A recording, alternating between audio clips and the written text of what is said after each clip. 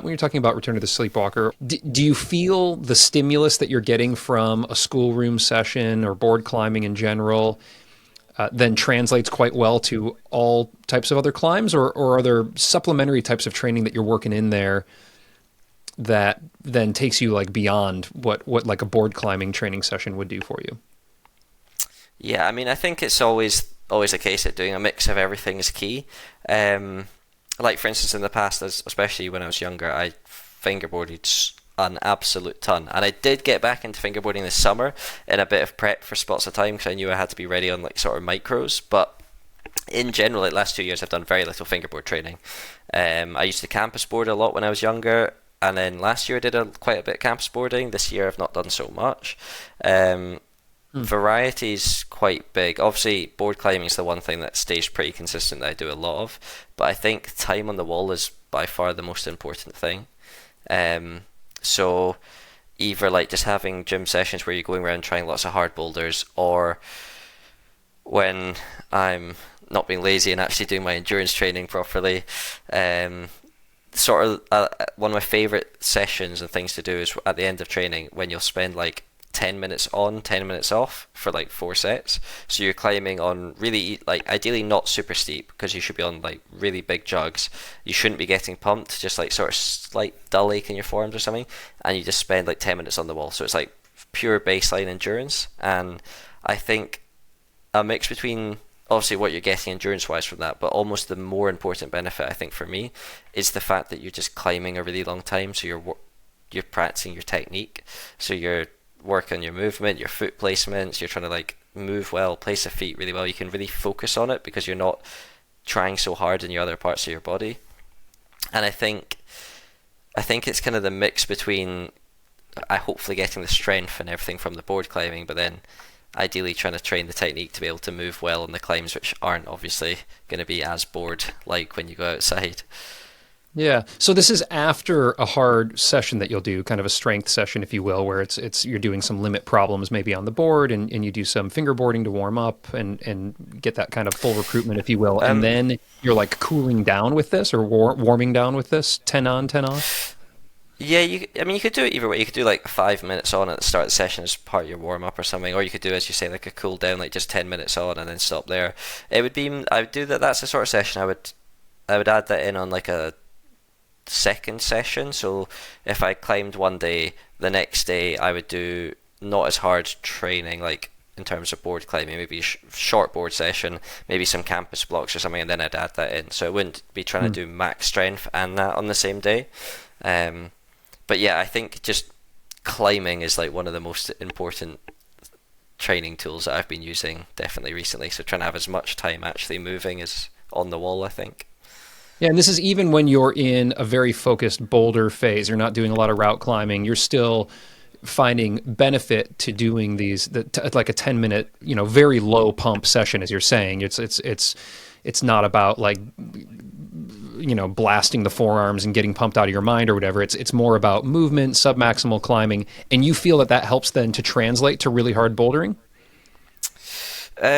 Maybe not necessarily in like it translate that you're going to feel stronger on the boulders, but I quite often have where if I haven't been doing that much and I've just been doing like hard board sessions, I'll have sessions where I'll be like, oh man, my footwork is just terrible today. I'm like losing my tension a lot. I'm not placing the feet well. I'm having to readjust a lot on holds, and I'm like, yeah, I feel like my technique's like dropped off a bit, and it's just basically trying to like, yeah, I think from a technical point of view it helps me a lot, and I think it's something that I would recommend is just trying to, whether it's just like as you say part of your warm up, you just go around the gym and you're like, oh, there's let's pick the 10 easiest problems in the gym and just go up all of them as like extra stuff to do, or at the end of your session, I think just but focusing on trying to climb them well and trying to place the feet first time in the right place and just focusing on it, I think is important.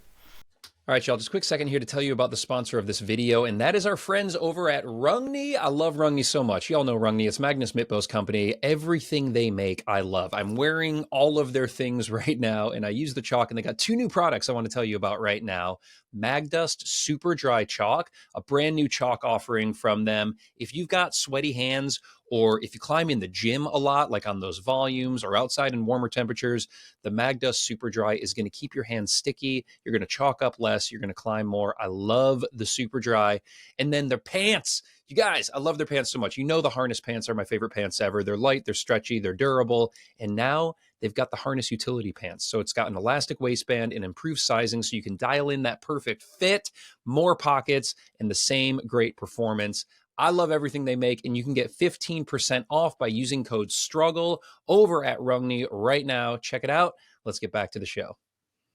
Yeah, cool. What do you do for recovery so you got a couple days on, you need to rest for a day. What are you doing to take care of your body or your skin so that you can get back and be ready to rock maybe the next day? It depends on how I'm feeling, and by that I mean in like multiple ways, physically and also mentally. I think one of my absolute favorite things is ice baths, but oh yeah, they're really, really hard. So for me anyway. So sometimes like I'm like, oh, I definitely should have one. Like I feel broken from my training, but kind of like, especially if it's winter and you're like, oh, and the apartment's gonna be cold. And you're like, oh, I don't, I really don't want to. So I think that's helpful. Stretching a bit, and then skin wise, because I've got wet skin and not dry skin, I kind of like, I will sandpaper and like sort of file a bit, but not much, because in general what I get is more like, I don't know if I would be able to see on this, but it's more like blistery. So unlike where you get like with dry skin where you have a split and you want to sand it down so that it kind of heals back together, mine's just sort of comes off in clumps almost. So mostly just resting, just trying to sit still and actually not do anything. Like I don't do other exercise. For me, I find just full rest is really important. So I won't go running or do anything like that. Very much try and stay home if I can. Oh, good. I don't love to run either, Will. So I appreciate the permission that you've just given me to have a full rest day. Do you do anything? Because if your skin is more on the wet side, are you using any products to keep your skin dry? I have tried a couple, but none of them like really. Antihydral or whatever. Are you going hard to try and dry it out? Antihydral's the one I've not tried. I've never I don't know how I feel about it, so I've just never actually tried it. I feel like that would probably really help me, to be honest, but maybe for like future projects. Yeah, I was going to say, I've not tried it. Like, what if you sprayed antihydral on your fingers, like, and then just went and climbed V18? Will, I mean, could you try it for us just to see what would happen?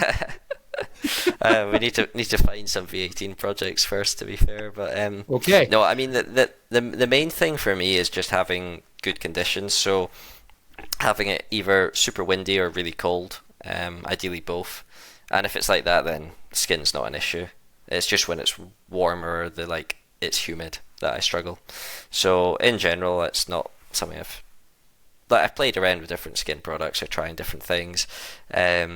One of the things I was actually chatting with Tom about was wherever I would wear rubber gloves when I'm in the shower or something to keep my skin dry. But I actually find like getting it wet helps my skin regrow quite well, so it's not something I pay much attention to. Something I did find I had 2 trips to Portugal this year, and I've been in the sea for kind of the first time in ages. I think salt water is really good for your skin. This is a random one, but I felt like it was it kind of helped it regrow because it was moist and wet, but then also with the salt it kind of dried it out at the same time. My skin felt quite good out there. I was surprised. Oh, that's nice. Oh, maybe you just need to dump some salt into your ice plunge, and then Yeah. Oh no. 2 birds with 1 stone. Hey, if you like this video, check out these here because they are banger, and also subscribe to the channel because I put out a fresh video every single week with one of the best rock climbers in the world. Let's go.